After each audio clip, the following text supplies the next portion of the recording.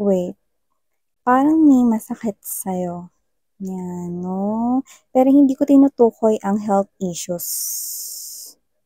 Yan. Parang sa nararamdaman mo, may sakit kang nararamdaman, may pain kang nararamdaman, 'no? Alamin natin 'yan, okey? Uulitin ko lang, hindi po ako doktor at hindi rin po ako isang psychologist.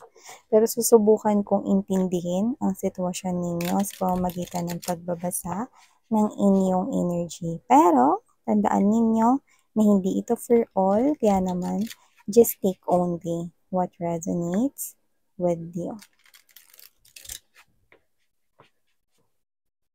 Yeah, of course. Ano man yung nararamdaman ninyo, no, na parang may kirot or pain, mafi-fix yan. Yan, no? Mafi-fix yan dito. But I'm seeing tao ang makaka-fix niyan, ah. Let's see, let's see, let's see.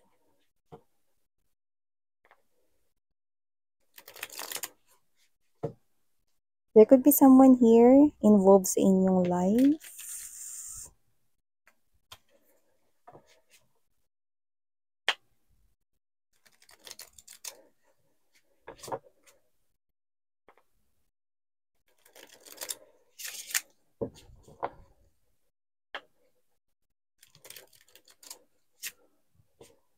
Okay, let's see more.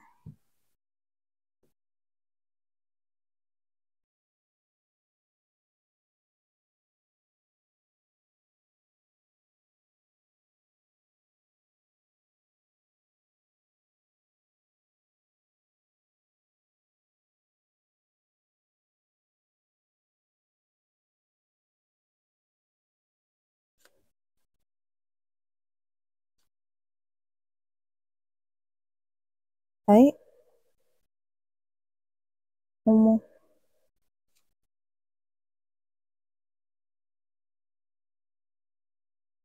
Putok eh.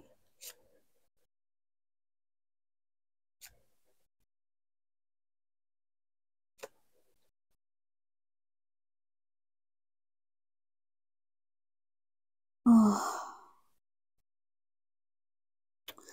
okay. Oh, okay.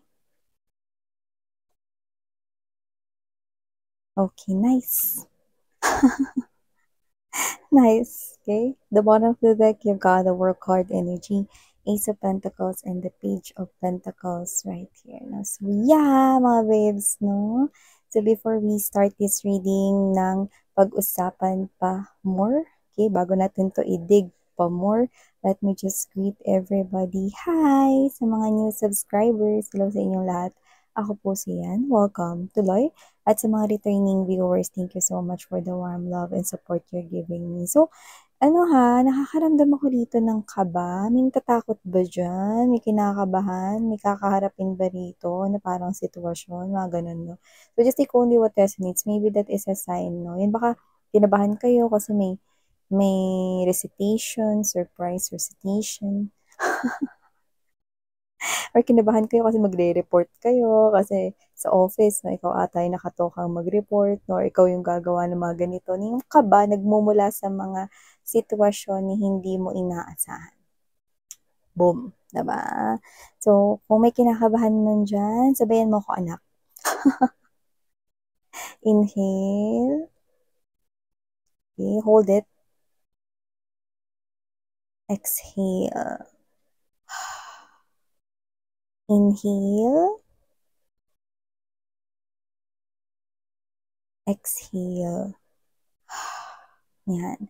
Pag kinakabahan kayo, gawin niyo yan, no? Mas maganda yung pumipikit rin kayo, no? Para yung talagang dimension ninyo, feeling ninyo, kalmado, no? Nag-iiba. Kaya kahit na nandun kayo sa situation na parang feeling nyo, kinakabahan kayo, no? Just close your eyes, take a deep breath, hold it for about 5 seconds or 6 seconds, okay? And then release the air. Exhale.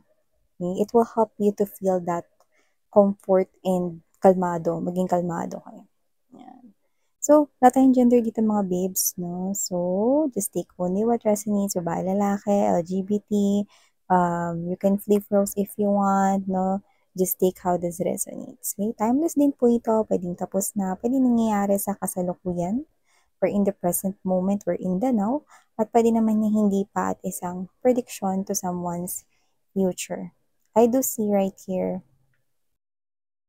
that there could be a friend of yours. Pwedeng friend kayo nito, pwede rin naman na neighbor, kapitbahay, pero lagi mong kausap, lagi mong kachika, and I think you are same of age.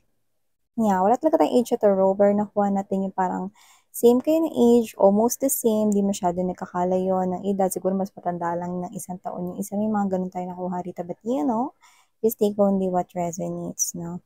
Nakita ko rin dito na yan, posible mong neighbor to, or friend, or coworker. So, nakita ko dito na may isang energy, no, na posibleng iniiwasan niya, hindi niya pinapansin, nakakaramdam siya ng galit doon, no, and I think that is his or her ex. Page of Wands energy, moon card right here. Yan, no. Alam mo sa lahat ng tarot deck, dito sa moon card energy, dito yung buwan is tinan mo, no, nakakunot yung kilay niyan, 'di ba? Irritated, pero dito galit yung energy na nakuha ko diyan. Nakikipagbalikan sa kanya yung ex niya rito, no? And take note, hindi lang yun basta ex, lumalabas dito na one great love niya yun. So, may nakikita rin ako dito abandonment issue or pinagpalit siya rito, no, sa isang pwedeng bagay, yung iba bagay, no, or pangarap, yung iba naman posibleng tao. So, just take what resonates. Basta may third party interference. Third party is not always tao, ha. Sometimes it is problem, issue na nag-interfere or pumagitna, ayan, no? Or pwede rin namang pangarap, no, na nag-get in the way, yung mga ganun. So, nakita ko dito na itong ex niya na to, yung nako-consider niya as one great love niya. Kaya kahit na nagkaroon ng abandonment issue dito or may pag-alas with the presence of Eight of Cups energy, nakita ko pa rin mga babes, no, na kaya siya nakakaramdam ng galit is, ganito kasi yan eh. The way I understand this reading, kapag ka super affected ka pa sa isang bagay, you feel so attached, isn't it? There's that possession and obsession, but someone could possibly be not knowing that subconsciously. Diba? So, nakita ko dito na dahil nga one great love niya yon, nagagalit siya rito dun sa tao na yun kasi mahal niya pa rin eh, yung ex niya. Matindi pa rin yung nararamdaman niya doon. Ngayon, nakikita ko na binabalikan, hinahabol siya nitong ex niya na ito, no? So, nilalaban nitong ex niya na ito, no, yung kanya rito na karapatan sa puso, no, parang buksan ulit yung puso nitong friend mo ni ito or nitong kapitbahay mo or katrabaho mo ni ito, no, na yan. So, nakita ko rito, no, na parang consistent yung energy yung pinapakita ng ex, no, para manumbalik yung pagmamahal nila. Alam ng ex na kaya nagagalit ng ganyan itong person na to na lumalabas na friend mo or nakakausap mo, no, it is because galit galit siya dahil mahal niya pa rin yung person na yun. Alam niyo ng ex niya. Kaya kahit na nalulungkot yung ex niya rito, na ganyan yung pinapakita niya rito, alam niya na posible at malaki pa rin sila magkabalikan kasi kilala niya yung tao na yan, kilala niya yung friend mo na yan, kilala niya yan. Alam niya na kaya ganyan yung kinikilos niyan kasi sobrang tindi pa rin ang pagmamahal nitong person na ito sa kanya. Alam niya yun, pero hinahayaan niya rito na mag-take ng time, no? Pero yun nga, consistent, like, hinahayaan niya, no, na makapag-isip itong tao na ito, no, sa sitwasyon na yan. Yan, no. At siya ito, mga babes, no, na feeling really sorry about what happened before, lalo na parang may pagpili ng something. May iba talaga pangarap, parang may nag-get in the way na pangarap rito, no, na yun yung naging dahilan kung bakit na-abandon na siya. Yan. Tas ngayon, siguro nakuha na yung pangarap na yun, no? Or ano na, no? Bumabalik na siya ngayon dito. Yan, no? So, nakikita ko rito na tama siya. Kaya galit na galit tong person na ito no sa kanya no ay dahil mahal na mahal pa rin siya no. Alam mo kasi pag one great love mo, hindi mo talaga makakalimutan yan agad-agad, no? Mapapatawad mo yan. Pero hindi ikaw yung makakapagpatawad niyan. Ang puso ang nakakapagpatawad niyan at ang isip. Kasi kahit galit itong person na to, nakikita ko rito mga babes, no, na laman pa rin siya ng isipan nitong tao na ito.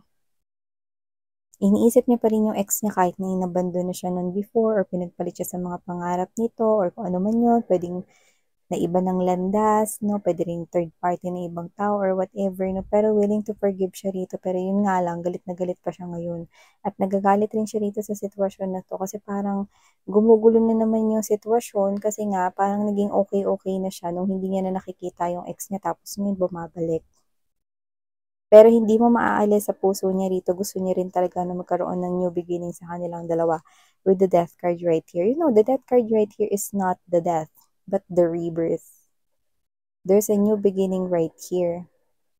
So, nakita ko rito na consistent yung pagpapakita ng sincerity, sa paghingi ng tawad, susuyuin talaga niya ulit para mabuksan yung heart ng kapitbahay mo na yan, friend mo na yan, or katrabaho mo na yan na nag-open up sa'yo ng feelings and emotions niya, no, nakikwento sa'yo yung tungkol sa ex niya rito. No? At ikaw, na tagapakinig, mga babes, no, kahit na hindi ikaw yung nandun sa sitwasyon, naiintindihan mo eh.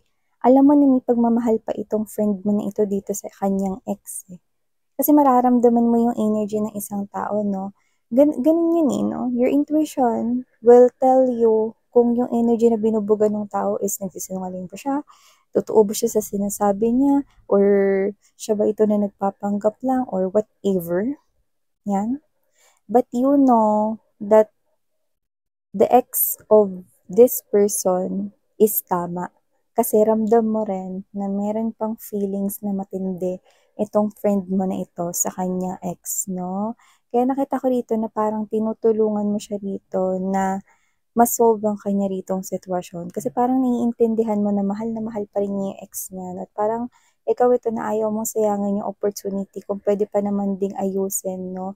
Basta mag-usap lang sila rito ng maayos, no? So nakita ko rito na tumulong ka rito sa friend mo na ito o sa katrabaho mo na yan or kapitbahay, kung sino man yan. Nakita kong tumulong ka rito, no? Pero eto na nga. Nung nakita mo, with the Six of Swords energy right here, no? Five of Cups and the Three of Swords right at the heart of this reading. Noong nakita mo sila, eh, para kang nakaramdam ng pain. Parang hindi ka talaga lubosang masaya. And then ikaw to, o yan yun. Di ba dapat happy ako kasi natulungan ko yung kaibigan ko na maayos yung sarili niyang love story? Pero bakit parang nalulungkot akong nakikita na magkasama sila, magkayakap sila, magka-holding hands sila. Ano to? Yan. Yan na, yan na, yan na, yan na, yan na. Uwi.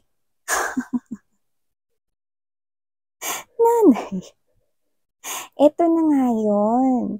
Kasi, mga babes, no, meron na rin pala sa'yong nangyayari subconsciously. Kasi when you say subconsciously, you are not aware, hindi ka gising. Nasa subconscious mind mo ito. Kasi, ang alam mo lang, kaibigan mo siya. Tinutulungan mo lang siya rito, pinapayuhan, no? Na mag-strategize kung ano yung dapat niyang gawin dito, no? Sa sitwasyon na to, dealing with his or her one great love. Ngayon, gusto mo lang siya rito na makalampas sa sitwasyon na yan, no? Para sumaya ulit siya, no? Pero for some reason, may natuklasan ka rin sa sarili mo. Maaaring nung unang beses mo na nasaksihan nito, parang, ay, wala, siguro, masaya lang ako. Kaya nung nakita ko silang nagkaayos, happy ako. Yan, no? Pero yung mga sumunod na parang mga pangyayari, nakita mo na silang mag-holding hands, nakita mo na silang tumatawa, sweet, sweet sila sa isa't isa, parang may mali na. Nasasaktan ka na, may nararamdaman ka na sa dibdib mo, ikaw to napapahawak ka, no? Sa chest mo, no? Na parang, ano yun? Parang nakaramdam talaga ako ng pain. Yan, no? So, ikaw to na hindi ka naman slow, kaya mukhang nagets mo yung sarili mo, na mukhang na-fall ka dahil palagi kayong magkasama or dahil ino-open up nitong friend mo na to, no, yung kanya ritong sarili sa'yo, no, or yung iba na fall na kayo sa kanya, no? In short, nakita ko dito na parang nagising ka, naging, naging aware yung iyong naging conscious ka na dito, no? So, alam mo na ngayon, no, na may feelings ka para dyan sa friend mo na yan, kapitbahay or coworker mo na yan. But with this Four of Coins energy and there's this Six of Coins, tumalon no? 'Di ba? Wala yung Five of Coins dyan, no? Tumalon. Ibig sabihin mga babes, no? Ikaw ito, no, na strong yung gusto mo ritong ilaban na hindi mo na ako ngayon masyadong papakita sa kanya, hindi mo na ako masyadong ngayon makikipag-usap sa kanya, nagiging strong yung decision mo rito not to give yung more time na binigay mo sa kanya before, no? Ngayon, parang dumidistansya ka, no? Distansya amigo yung ginagawa mo with this Seven of Swords energy. Ayun, no? Mali ito. Kailangan maging happy lang ako dito sa tao na to. Ano to? Ni-inlove ako kasi ganun. Yan, blah, blah, blah, and all of those things, no? So, nakita ko dito na parang naguluhan ka, no, sa nangyayari, no? And then, nagtagumpay ka na dito na ayusin at i-fix itong love life niya na pero how come? Bakit parang masakit para sa'yo makita siyang okay na sila? Yeah, kaya papansin niyo yung reaction ko kanina, di ba?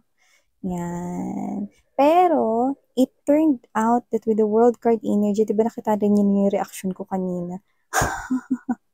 Nung nilatag ko na yung bottom of the deck. The World card energy, Ace of Pentacles right here, Page of Pentacles. The angels and guides ninyo are telling me this message. Yan. Ano yan? Message na yun? Yan, dali, dali, dali, dali, dali. Sabihin mo na, eto na nga. Masyado ko nang mainipin. Ng mga vibes ito na nga, no? Nakikita ko na mag end rin ang kanilang connection dahil ito palang connection na to, no, ay hindi na pala dapat na mabuksan. Kaya nakikita ko na magsasara lang rin ulit yan. So nakikita ko, no, na magkakaroon dito ng new beginning sa inyong dalawa pero it will be a little bit slower. Yan, no? With the Ace of Pentacles and the Page of Pentacles energy. Nakikita ko na magkakaroon rito, no, ng pagbubuo ng connection, okay? Pagbibuild ng pundasyon, no, at magkakaroon rito ng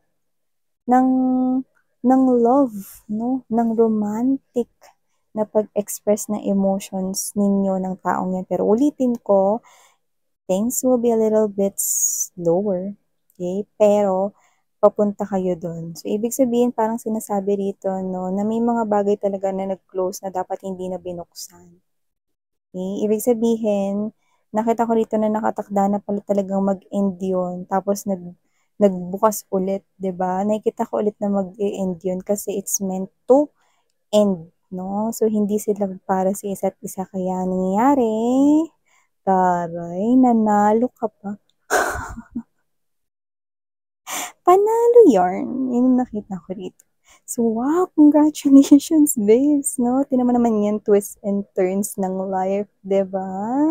So, sa'yo pa rin pala siya mapupunta. Antaray. Pa-cheeseburger ka naman dyan, no? Sa mga friends, no? So, wow. Thank you so much, mga babes, ha? I like your reading. Okay? It turned out na nagulat din ako. Thank you so much. Muli ako po si Yan, babes. If you're interested, we also do have here another channel. Link is down below the description box. Thank you so much. Love and light.